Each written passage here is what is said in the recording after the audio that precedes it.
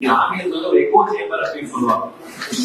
Echo நம்ம இருக்கு ஒரு அறைக்குள்ள நம்ம பேசுவோம், திரும்பி நம்மளுக்கு கேட்கலாம். அது எக்கோ சேம்பர் அப்படின்னு சொல்லுவாங்க. நம்ம பேசுறது நம்மளே கேட்டுட்டு அவங்க சிறிய மட்டத்துக்குள்ளேயே அந்த விருதம் கட்சியுடைய கருத்தியல் நிற்கிறது.